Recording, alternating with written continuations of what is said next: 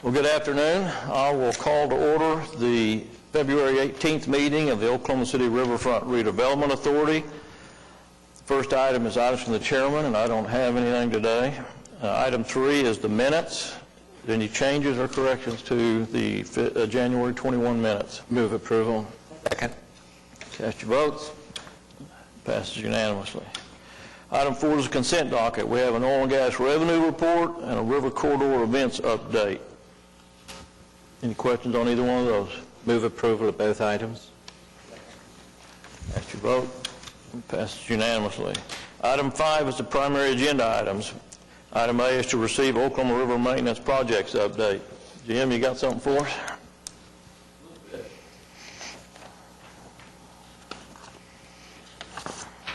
As you know, or have noticed, we've drained the western basin down to where we can start dredging operations there. The contractor's gotten mobilized and has been building his road out to where he can start the heavy dredging operations. They've been doing a little bit of work cleaning up around the locks in those areas. We have a budget of about $500,000 for dredging in that area to clear that up. As far as our maintenance report, we picked up 0.3 tons of debris out of the basins. It's primarily western basin again. Is there any questions? Any questions for Jim? Motion to accept the report. Cast your vote. Passed unanimously. Thank you, Jim. Thank you. Item B is to receive an update on the management and operations of the Oklahoma City Whitewater Center. Stephen, is that going to be you or Mike? Yes. Or both? Both. Hello, this is Mike Knopp with the Oklahoma City Boathouse Foundation. We're pleased to give you a quarterly report of the operations of Riversport Rapids. This is something that we're doing now with City Council. This Councilman Stonecipher and McAtee, you've heard some of this before. There's some new information too, and Councilwoman Hammond. So I did make some updates from the presentation I gave about a month ago. So I guess I got a point. So we're going to give a quick year in review, a financial update, and then what we have in store for this year and coming up. So put that little sign up at the top right-hand corner because we did celebrate 20 years since I started coming to this river trust and talking about river development when things were still a ditch. It's hard to believe. And that was the original sign for the first concept of a boathouse that happened where the Chesapeake Boathouse stands today. So a lot has happened in 20 years, needless to say. So if we go on to the next slide. I wanted to kind of emphasize in 2019 within the Whitewater Center, really say there's just been this collective impact. We're using that because of obviously with what we've been doing with the Outdoor Foundation grant that we've been working with. It's about collective impact. It's how we're using that opportunity to engage so many different groups across Oklahoma City to experience what we have to offer, which is truly unique in the world, and also how we can inspire an outdoor active culture among our youth. And so we had the 15th anniversary of the Oklahoma Regatta Festival, which again, a portion of that did take place within the Whitewater Center. We did a big rafting championship that was among our corporate participants, and a youth program with John Rex Elementary School. They actually did cardboard boat racing. So and that's actually formed the foundation of a new curriculum that's going out to Oklahoma City Public Schools that we're really excited about. We did Accelerated for America, which is that picture there that is actually the mayor of LA rafting, Eric Garcetti, in Riversport Rapids last September, August. And then we've done several surfwater training events, continues to grow. We've had a lot of commentary about how the training that has occurred in Riversport Rapids has really impacted, and even a couple of them have attributed to lives in terms of what they've learned and how they've responded to swiftwater rescue incidents around the state and really around the region. We had several floating films, the music series, the Whitewater Festival, which is, and then a paddle sport retailer show, which is the bottom right-hand picture, had people from all over the country here, vendors and retailers, people just love the venue, and truly, you know, it's great to see the outdoor industry respond so favorably to Oklahoma City, really changing their perception. And we did do an economic impact study last year that shows what we do with all of these events make about over a $23 million economic impact on Oklahoma City. So moving on to the next page. So youth engagement, again, is a cornerstone to what we do. It's, you know, we're a nonprofit. It's mission-based, and we touch lives directly with 3,200 Oklahoma City youth through our outreach and Thrive outside programming. I'd mentioned, you can see that cardboard boat race on the top right-hand corner. I went to, if you go to the next page, this happened actually just a couple of weeks ago, to the Outdoor Retailer Show in Denver, where we gave our first report for our engagement in the Outdoor Foundation's Thrive Outside initiative. I've mentioned before to you that we were selected as one of 4 cities in America to advance this program to infuse outdoor culture into Oklahoma City. What I came away from learning is that this is a program that they've been working on for a decade, and they had a map of the country, and they identified locations where they wanted to focus, and there was Oklahoma City in the middle, and they put color coding around other outdoor resources, and there was nothing that they had identified. They just didn't really think a lot of us, and then they came, and they were really surprised and really blown away by what they saw. So they told me, they said, we took a risk in Oklahoma City, but you so far exceeded our expectations, and so they said this program is planned to go into 50 cities in America, and they're really using this as a model.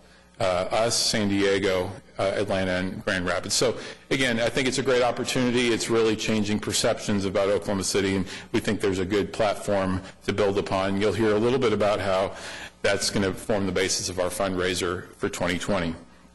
And the next slide is youth participation in 2019.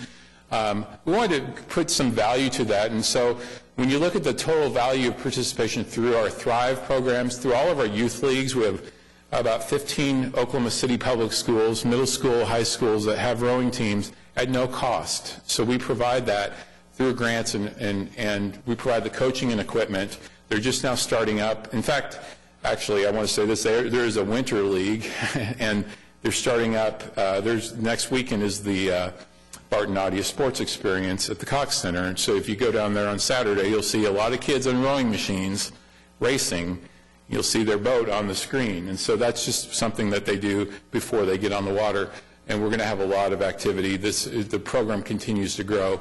OKC Respond in the FACT program, where we work with the police department on their youth initiatives to kind of work with juveniles and kind of provide leadership training and experiences.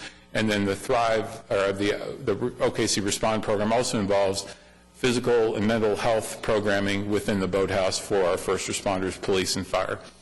And then, so the total value is about $391,000, which is supported by several different groups, the Outdoor Foundation, Inasmuch, Kirkpatrick Family Fund, Gaylord Foundation. And I should update this, but we actually did a new total of all of the scholarships, and now it's up to $13 million in college scholarships that have been awarded to Oklahoma City youth for rowing to colleges across America. So this river, this former ditch, has created a lot of opportunities for kids in college. Let's move on to the next slide.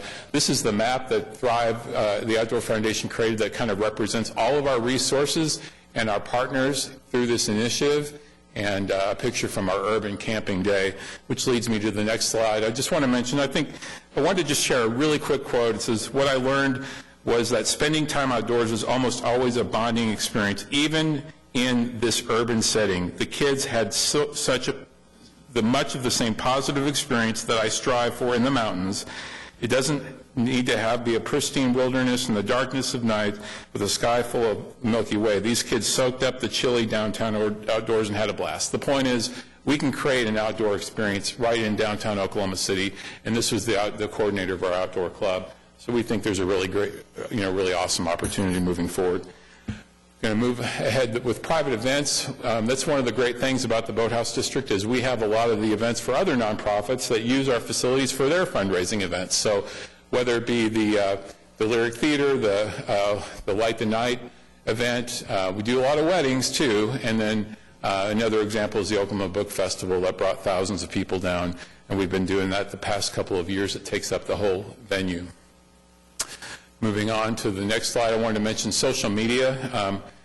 It's hard to read that slide, but I just want to mention we have nearly about 77,000 Facebook followers, total about 100,000 social media followers, and over 50,000 people that have subscribed to our email list. So it's been very significant and dramatic growth over the last year, which obviously helps with our reach and augments our marketing and promotional efforts.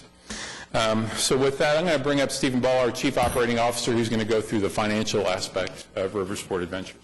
Yeah, I'll go through this fairly quickly and try to answer any questions anyone might have. But we do have a new accounting system that was put into place at the end of 2019, and we're already seeing some really useful results from the implementation, particularly in the project code ability now that the old system, QuickBooks, just couldn't provide for us. So getting right into the comparative income statement, the next slide there, this is on all foundation operations. Total contributed support, while did go down slightly in 2018, the note there did include the $2 million reimbursement of foundation expenses that was received from the city. While 2019 earned income did grow over 2018, but that does include the $1.1 million new city management fee, which is needs-based, that began in 2019. So total revenue together is basically flat, although total operating expenses is down about 7% or $520,000, and most of that is in savings in salaries and wages through eliminating and consolidating full-time positions. The next slide is on earned revenue. Pretty much every category we saw some growth in. Merchandise sales, which includes food and beverage in the Whitewater Center, private event rentals, rental fees, adventure passes, program fees, and then that last line, management fees, part of that is the new city management fee, which is needs-based. The next slide is on programming. Swiftwater training, and Mike talked about that. We think there's huge potential there to grow that even more than what we saw this year. Corporate program fees, there's been some decline over the years actually in corporate program. We think there's some opportunity there too with the great team building for corporate leagues. Camp participants and camp program fees, you can see there's a really big increase. That's primarily that Thrive Outdoor Foundation summer camp program that we were able to partner with the Outdoor Foundation. Okay. Next slide is Riversport Adventures. This gets more into just adventures in particular, breaks out more of the retail, slight growth there in retail and a little bit in food and beverage, parking, team building. One-day revenue, we saw a slight increase, even though we saw a significant increase in season pass revenue. Usually when season pass revenue increases, your one-day goes down. But we feel like there is continued area for growth there because of the opportunity, the value that a season pass has for the Riversport Adventures. And with the new surfer coming in, it just adds all that more value to the season pass to come back multiple times.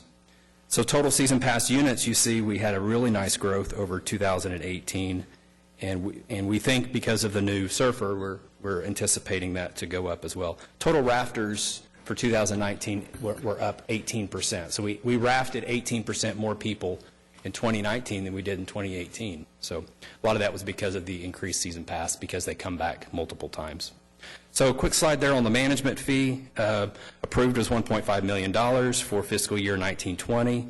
Paid through the end of 19, through December was actually $1152 we just received the January payment, so we're at $1182 currently that we've received in that management fee, which again is needs-based.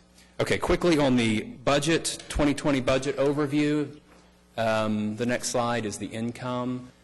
And we listed out the 2018 actuals, the 2019 unaudited forecast, and then what we've targeted, what the board has approved, our board has approved of the 2020 budget. So charitable support, we anticipate going down a little because of some of the grants and funding that we received in 2019. Some of those are front-loaded in year one, and the following years are smaller, so we anticipated that in the budget. Riversport revenue, we actually see an increase there of about 7%, primarily, again, driven by increased season pass sales and the new surfer. And then other income is in 2019, so in the $2 million reimbursement in 18 is actually in that charitable support line in that $3.3 million. The 2019 management fee is in other income, just to clarify that. And then on the 2020 budget under other income, that does contemplate the possibility of renewing the management fee for fiscal year 2021. Okay, the next slide is the 2020 budgeted expenses, salaries and wages, and you see there this $278,000 reduction in 19 salaries and wages versus 18, and then we plan to basically hold that flat with a few other cuts there in the 2020 budget. Utilities actually went down in 2019. We had some savings in electrical, and we anticipate possibly some additional savings in electrical for 2020 budget, but knowing the surfer could increase just slightly the utilities there. And then total other expenses. And here, total other expenses does include debt service, or interest payments are included in that as well. So you see the total net income there at the bottom. All right. And then the next slide, a quick debt overview. Our long-term debt is currently about $3.2 million. And then aged payables, as of January 16th of this year, was about $120,000 versus over $300,000 in 2019. I'd like to give just a real quick update on operations on cleaning the Whitewater Channel, because I know that's been a lot of topic of discussion, and we are kind of down to the very end. We're finishing vacuuming the whole lower pond, doing a very thorough cleaning. We had to pull 2 of the pumps, those mass flow pumps. So we took advantage of, when we pulled those pumps, we dropped the water to as far as we could safely drop the water without that hydrostatic pressure pushing up and having a bad day at the Riversport if that pool were to come up out of the water. So we've dropped it as far as we possibly can to keep the weight on it, right? And because of that, we're now able to go in and really clean, because we can see the bottom, really clean all of the mud and the muck that's accumulated over the years off the bottom. So we're hopeful that in phase 2 of the MAPS 3 surplus, that will have the additional filtration that we need for long-term clarity on the water. But we're seeing some really good success, and I specifically want to thank Jim Llewellyn and Doug Cupper and their staff for helping at least just soundboard ideas on cleaning and vacuuming the lower pond. So any questions for me? All right, thank you. I guess the question I'd have is, as far as the clarity issue is concerned, when will we see signs of success, no success, in the next 2 months, 3 months? Well, we're seeing signs right now because we can actually see the detail on the bottom of the concrete. So we're getting that dirt and that sludge up through the vacuuming. The real proof, though, is going to be when we start putting the water back in. So we've drained almost 7.5 million gallons of water has been drained.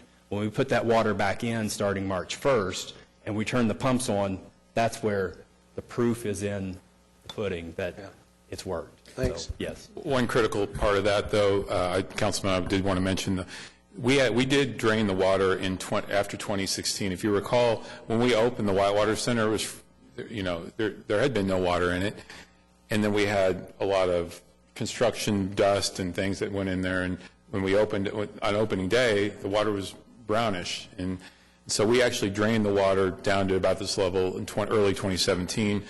I've got pictures, and we filled it back up. It was really pretty clear, and it only took about a month and a half before it was back because of just the dust and everything. So that new filtration will hopefully address that issue, more aggressively because of that Oklahoma red dirt that we deal with. So Really quickly, I just wanted to share with you, moving ahead with 2020 and our development initiatives, we do have our campaign that we've launched. We've already received a very nice contribution by the Ann Lacy Foundation of $250,000 to help launch the initiative, and have the Perfect Finish event we have coming up in 2 weeks, Champagne and Oysters, that supports our high-performance program, all our event sponsorships. So there's a comprehensive package that we use to go promote and sell sponsorships or apply for grants. If you move on to the next slide. So the goal is about $3.5 million that will help with, again, the incremental contributions and corporate sponsorships of about 1.775, new grants, and then fundraising events, which will, again, help with that sustainability effort and moving forward. But it is also important, again, the implementation of these MAPS 3, the surplus fund projects create new revenue streams with the surfer, the new event center, and they create naming opportunities. And we do believe we're close to having a naming on the surfing machine, which is again, a benefit to the revenue picture. Can move on to the next. And that's the surfing venue. There's a big hole right now, so we've progressed beyond this picture.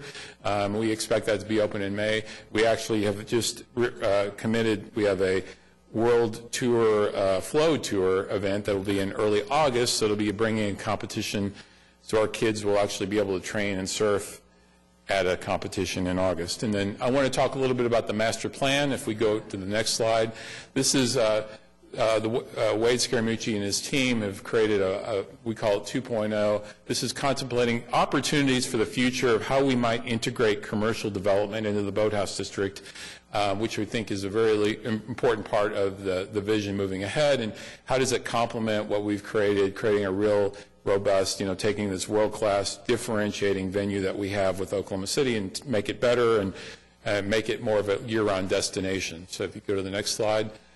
So the first step in that is Barquet, and you've heard about this. This is, we're very pleased that this is the first project. We think it will add a lot of momentum and year-round activity. Really complements the outdoor lifestyle aspect that we're building.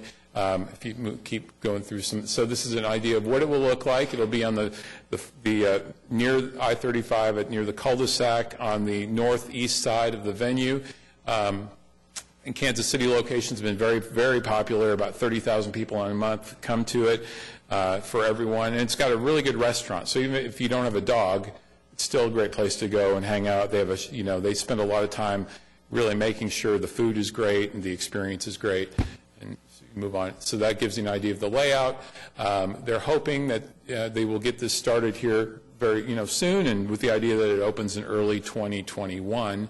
And we believe the most important thing about this is we think this is a catalyst for other opportunities. We've already seen interest building some really real viable other opportunities that are coming along. And the ideas of how we use this to leverage new past sales, complementing one another, and the people coming down, their dogs are playing and doing adventures, and the humans are too. And so we think there's some really great opportunity there if you go to the next. And then this is an idea of what this urban outdoor lifestyle village could look like, just a concept, moving ahead with a vision of creating opportunities for outdoor retailers or food and beverage and things like that, along with maybe some housing and other attractions, complementary type attractions.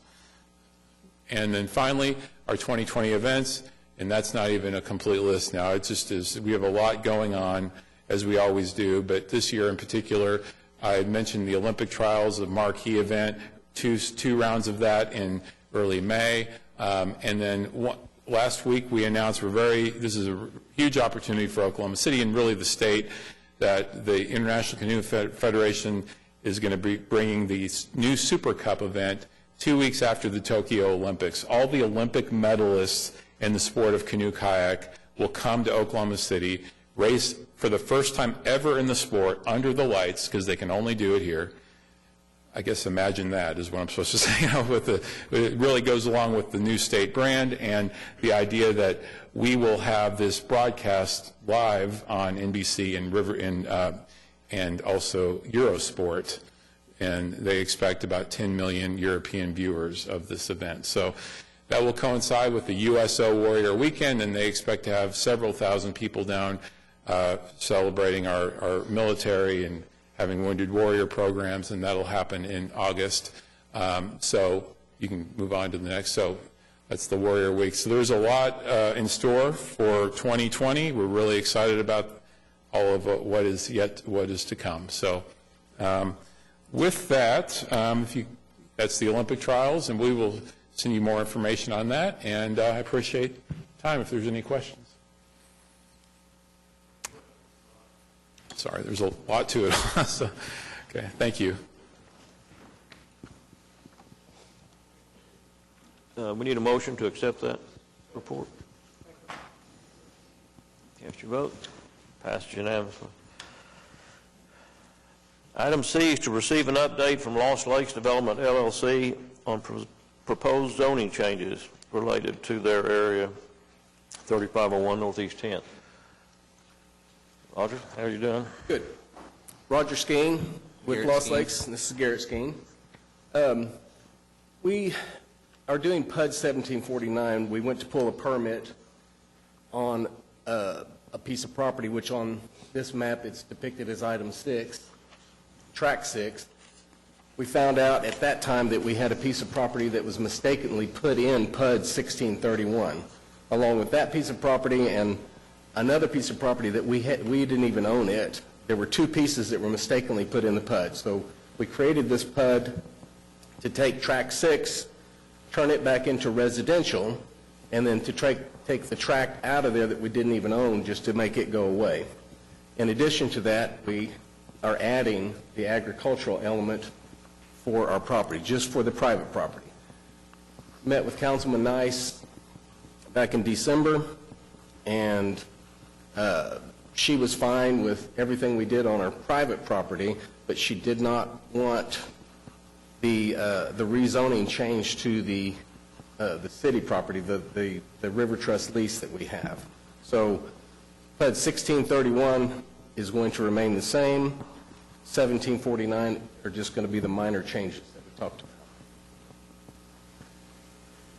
I have a quick question. So PUD 17, what is in the boundaries of PUD 1749 is specifically what's leased from the The river? 1749 is our private property. Okay, and then, 1631 would remain the river property. okay, thank you. So there'll be no changes to River Trust property. This was just kind of information for us in case we had questions or comments on it. No changes. Any other questions? Okay. Motion to receive that update? Passes unanimously. Thank you, Roger. Thank you.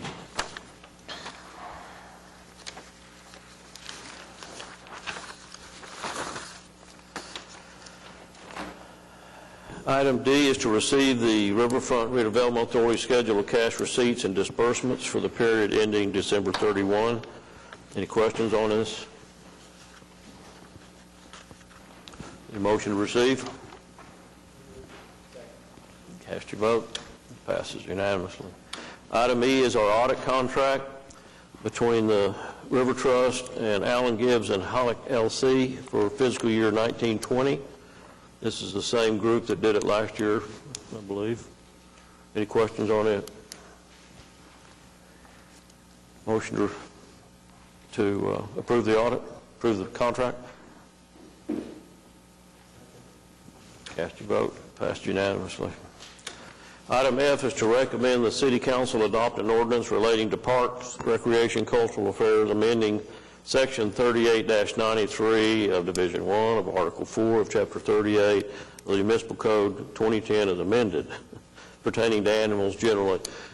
As I understand it, this pertains to feeding of animals on park property. Doug, is that a short description of it? Yes, sir. We're trying to curtail the feeding of wildlife in all of our park properties, and since we lease quite a large tract along the river to the River Trust, we thought it prudent that you also agree to these changes to our ordinances to outlaw the feeding of wildlife. Okay.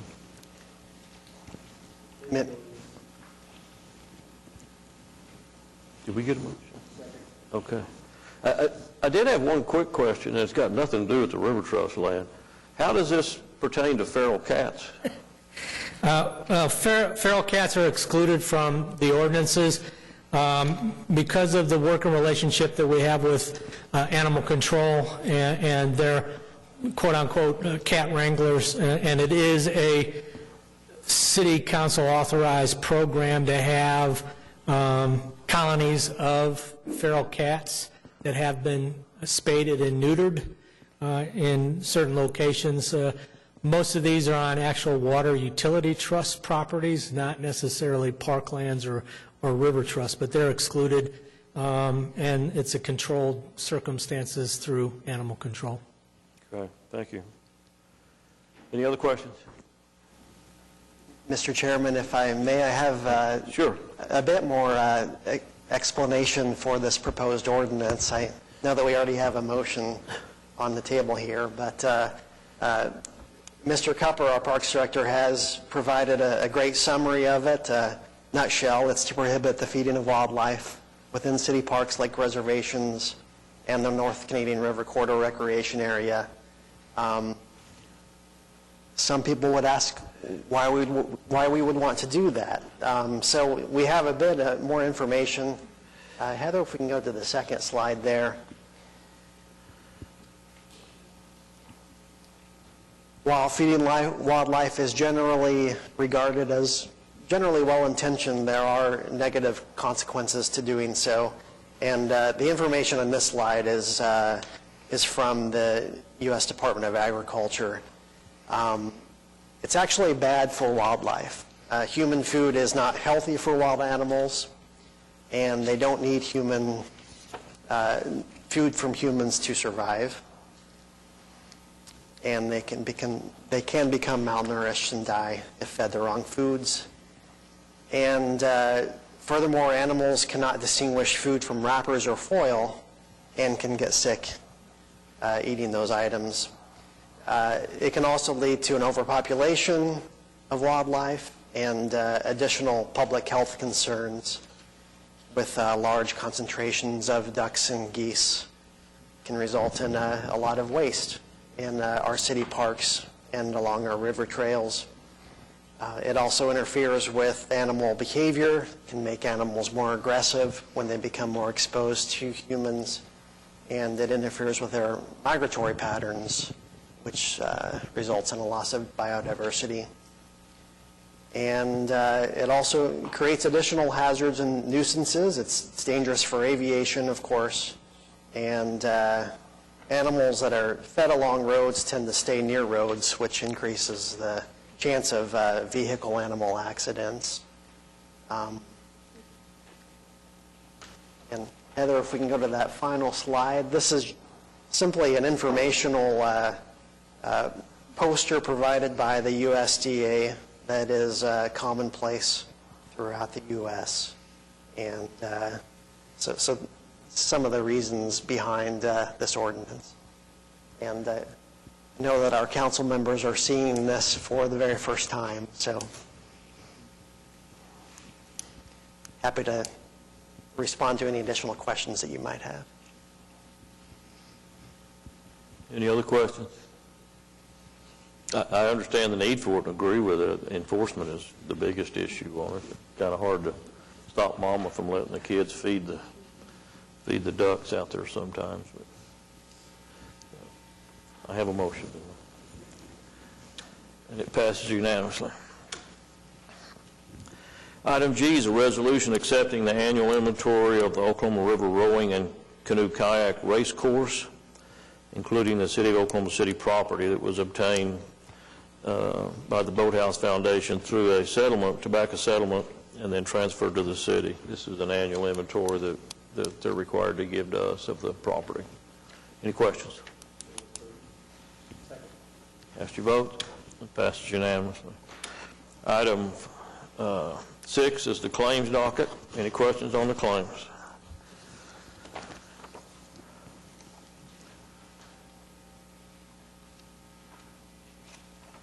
Motion to approve that? Passes unanimously. Items of 7 is additional items. Doug, anything in your report other than what's written in there? No, sir.